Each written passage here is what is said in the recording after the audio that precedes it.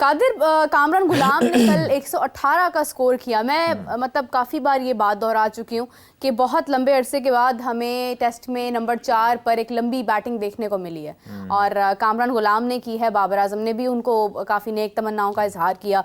उसके बाद कोई भी नहीं चल सका। मतलब रिजवान ने भी मामूली सा स्कोर किया, साजिद खान ने भी नहीं किया, नुमान ने भी नहीं किया, कोई कर ही नहीं सका ना। मतलब परेशान हो गए कि अब तो स्कोर इतना हो गया, हम ऊपर क्या ही कर सकते हैं। इसकी क्या रीज़न है? मतलब क्यों इतनी लंबी बैटिंग नहीं हो पाती है, इतनी सारी बॉल्स, इतना प्रेशर और एक घबराहट, जबकि हमारे इसमें सारे ही तो बच्चे नहीं हैं, इसमें आमिर जमाल, रिजवान भी हैं। क्यों स्कोर इतना ज़्यादा हम नहीं ऑन बोर्ड कर पाए? देखें, शुरू में अब्दुल्ला शफीक और अब्दुल्ला शफीक की जब विकेट गिरी थी हाँ। उस वक्त साइम ने बड़ा अच्छा साथ दिया कामरान गुलाम के साथ। शान मसूद भी जल्दी आउट हो गए, तो वो जो उनकी पार्टनरशिप लगी, ये स्कोर उसी की वजह से पहुंचा है। अदरवाइज अगर ये भी खुदा ना खासा जल्दी आउट हो जाते 200 का स्कोर तो होता। फिर नहीं 200 भी नहीं, 150 होना था। तो ये चीज़ें देखें, आपके जो ऊपर वाले प्लेयर्स हैं, जो सीनियर प्लेयर्स हैं, उन्हें इस चीज़ की जिम्मेदारी लेनी चाहिए और पहले भी उन्होंने ली है। अब्दुल्ला ने और शान ने सेंचुरियाँ की हैं, तो इसका मतलब ये नहीं है कि एक मैच में सेंचुरी करें और उसके बाद से आप इजी हो जाएं और उसके बाद आप कहें जी मेरी 100 मैचों में अब जगह पक्की है। आपको टीम की जब तक आप जिम्मेदारी नहीं लेंगे, आप देखें कि आपके पास जो मेजर प्लेयर है, बाबर, उसको आपने रेस्ट करवाया, शाहीन को आपने रेस्ट करवाया, नसीम को आपने रेस्ट करवाया, तो आपके पास अब पीछे जो है आपकी जिम्मेदारी फिर पूरी टीम की आपके ऊपर है, जो सीनियर्स हैं, जिनमें सऊद है, जिनमें शान है, जिनमें आमिर जमाल है, जिनमें अब्दुल्ला शफीक है। और अनएक्सपेक्टेडली साइम अयूब ने अच्छी परफॉर्मेंस दी, उसने संभाली।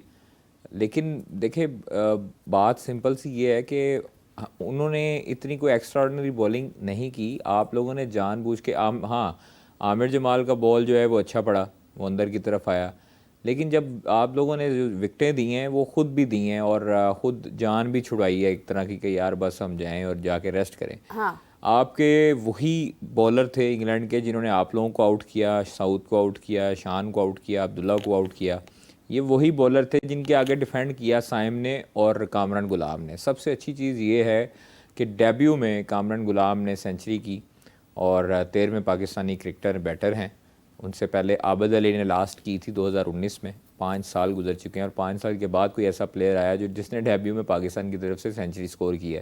तो अच्छी चीज़ ये है कि डोमेस्टिक के जब परफॉर्मर को आपने इज़्ज़त दी और उसने वो साबित कर दिया कि डोमेस्टिक में परफॉर्मेंस देने वाला ज़ाया नहीं होता, या मतलब वो कोई प्लास्टिक के बॉल से सेंचुरियाँ नहीं करता रहा। उसने जो रन्स किए थे वो भी क्रिकेट बॉल से किए थे और अभी जो रन्स कर रहा है वो भी इसी तरह उसने किया और अपना उसने बिल्कुल मेरिट पर आया और मेरिट पर आके उसने शो किया कि ये चीज़ें होती हैं। दूसरी चीज़ ये है कि देखें, आप लोग जो हैं वो सोशल मीडिया पे ये कंपैरिजन कर रहे हैं कि जी बाबर को रेस्ट करवाया तो कामरान गुलाम ने उसकी जगह ले ली। कोई किसी की जगह नहीं ले सकता, आपने अपनी जगह खुद बनानी होती है। और मोस्ट ऑफ द टाइम हमारे जो सीनियर प्लेयर्स हैं वो जब रेस्ट करने के जाते हैं तो रेस्ट करने का उनको कहा जाता है, तो इसलिए वो रेस्ट नहीं करते, वो डरते हैं कि हमारी जगह कोई और प्लेयर आएगा, वो परफॉर्मेंस ना दे दे। इनसिक्योरिटी है जो हम लोग पहले भी इस चीज़ का जिक्र कर चुके हैं। लेकिन बाबर की क्लास अलहदा है, बाबर वर्ल्ड क्लास प्लेयर है, अच्छा प्लेयर है। एक बड़े प्लेयर को रेस्ट दिया गया है और अच्छी चीज़ है उनके लिए भी कि वो अपने फैमिली के साथ टाइम गुजारें, फ्रेंड्स के साथ टाइम गुजारें, स्टेट ऑफ माइंड जो उनका है वो उसको थोड़ा चेंज करें। कामरान गुलाम ने अच्छी परफॉर्मेंस दी, लेकिन दूसरी तरफ मुझे दुख इस चीज़ का होता है कि अभी भी हम लोग नहीं सीख रहे कि एक जो लड़का है, आपका यंग टैलेंट है, आपने देखे, आपने बाबर को भी आजमा लिया हुआ है, सऊद को भी आजमा लिया हुआ है, साइम को बहुत आजमा लिया, चांस दिए, अब्दुल्ला को बहुत आजमा लिया, चांस दिए, तो कम अज़ कम आप जो बेंच पे आप ज़ाया कर रहे हैं हुरैरा को, आप उसको मौका क्यों नहीं देते? आपके पास एक अच्छी एक अपॉर्चुनिटी आपके पास मौजूद है बेंच पे। आप लोग कहते हैं मिडल ऑर्डर हमारा कोलैप्स करता है, तो मिडल ऑर्डर अगर कोलैप्स करता है तो वो मिडल ऑर्डर में भी खेलेगा और ओपन में भी खेल सकता है। बिल्कुल सही बात। हुरैरा जो कि डबल सेंचुरी शाहीन्स की तरफ से ऑस्ट्रेलिया में की, वहाँ पर इतनी विकेटें जो है वो तेज होती हैं, सारा कुछ होता है, उस बच्चे ने की। इधर भी डोमेस्टिक में परफॉर्मेंस देता रहा वो। अब वो क्या करे आप लोगों को शो करने के लिए? जब उसकी परफॉर्मेंस खराब होगी जब वो आउट ऑफ टच होगा तब आप उसे टीम में शामिल करेंगे, एक मैच देंगे, उसमें वो आउट हो जाएगा और उसके बाद आप बाय स्पेशली कर जब वो देंगे। दिल बर्दाश्ता हो जाएगा। तो यही तो चीज़ है कि अगर आप देखें, आपने एग्रेशन और गुस्सा देखा है कामरान गुलाम का जब उसने सेंचुरी की हाँ, है, देखिए तो पोटेंशियल नजर आती ये है वो ना। निकल रहा था गुस्सा, जो वो वेट कर रहा था, काफ़ी अरसे से वेट कर रहा था पाकिस्तान टीम के लिए। लेकिन इसका मतलब ये नहीं है कि अब आप वेट करवाते रहें। हर कोई कामरान गुलाम की तरह नहीं होता, कुछ लोग जो है वो इतना ज़्यादा असर ले जाते हैं इस बात का कि फिर वो परफॉर्मेंस नहीं ही नहीं देखें, देते हैं। हुरैरा जो है, हुरैरा मेरे हिसाब से अगर आपने रेस्ट देना था अब्दुल्ला शफीक को, आप रेस्ट करवा सकते थे। करवाना चाहिए ना, अब और कब करवाना है? आपको चाहिए था कि आप अब्दुल्ला शफीक को रेस्ट करवाते, दोनों ओपनर्स यंगस्टर होते, हुरैरा और साइम, हाँ, वो परफॉर्मेंस देते, आपको नज़र आता, आप लोग कंसिस्टेंट जो है वो एक तरह परफॉर्मर्स को मौका दें। शान मसूद को पता नहीं अब कौन मशवरे देता है, क्या होता है सारा कुछ, ये जैसन क्लेस्पी को किन्होंने पागल बनाया हुआ, तो वो उनको चाहिए कि यार मतलब एक टैलेंट है, उसके सारे स्टैट्स बताएं। जो स्टैट्स वाले बंदे हैं वो कम से कम हुरैरा के स्टैट्स आगे खोल के रखें कि सर ये चीज़ें इसकी परफॉर्मेंस है, ये इसकी परफॉर्मेंस अभी रिसेंट पास्ट में गुजरी है, शाइन्स में इसने परफॉर्मेंस दी है, डोमेस्टिक में ये परफॉर्मेंस देता रहा है। तो हुरैरा का हम लोग नाम क्यों लेते हैं बार बार? हम लोग इसलिए देते हैं कि हमारे जो बैटर स्ट्रगल कर रहे हैं, कम से कम उनकी जगह एक दफ़ा आप उसको आजमा लें, आपको पता हो, आपकी स्ट्रेंथ पता हो, हुरैरा की स्ट्रेंथ पता हो कि हुरैरा जो है हम लोग इस मौके पे इसको यूज़ कर सकते हैं।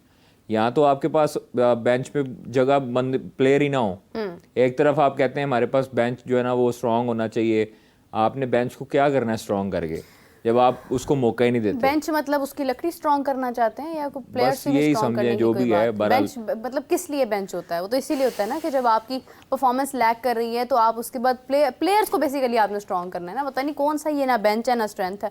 अच्छा कादिर, अभी मतलब अगर हम देखते हैं तो साजिद खान जो है वो बॉलिंग कर रहे थे और उन्होंने पूरी कोशिश की क्रॉली को आउट करने की, लेकिन लेग बिफोर विकेट का पहले दे भी दिया उन्होंने, लेकिन उसके बाद जो आई गेस जब रिव्यू पर जाने के बाद जो है वो फिर नॉट आउट रहे हैं और तकरीबन कोई 70 के करीब स्कोर हो चुका है और अभी तक कोई विकेट नहीं गई है इंग्लैंड की। तो क्या लग रहा है कहीं ये ऐसा तो नहीं होगा कि उनकी अगर हम बात करें ना इंग्लैंड की, हाँ, तो उनके स्पिनर्स में से लीच को जो है वो मदद मिली है, जो लेफ्ट आर्म बॉलर है स्पिनर। बिल्कुल ऐसे ही है। आप शुएब बशीर को देखेंगे, इतनी हेल्प नहीं मिली उसको।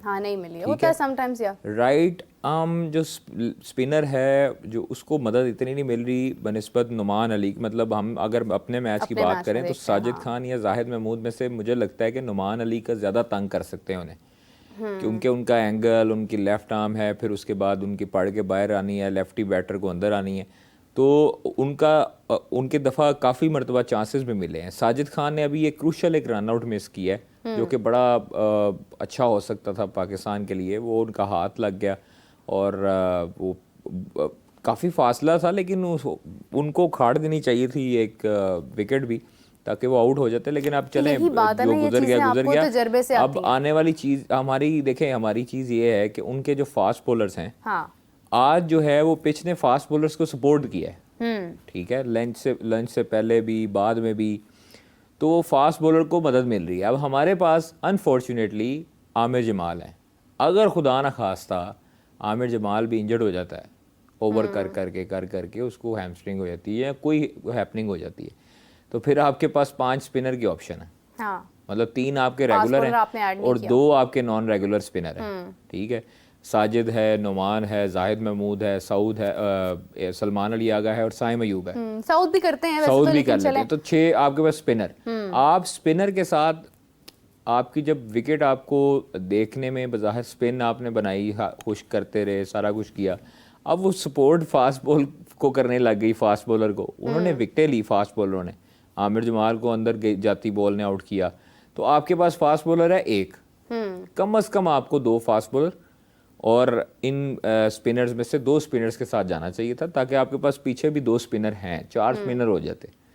तो मेरे ख्याल से कि ये वाला डिसीजन थोड़ा सा मुझे लगा है कि गलत हुआ है कि आपने फास्ट बॉलर एक शामिल किया। थोड़ा सा नहीं, गलत ही हुआ है, और मीर हमजा को शामिल कर लेते। मतलब इतना क्या इशू था कि आपने सारे ही स्पिनर शामिल कर लिए हैं? कुछ एक प्लानिंग तो नज़र आती है ना।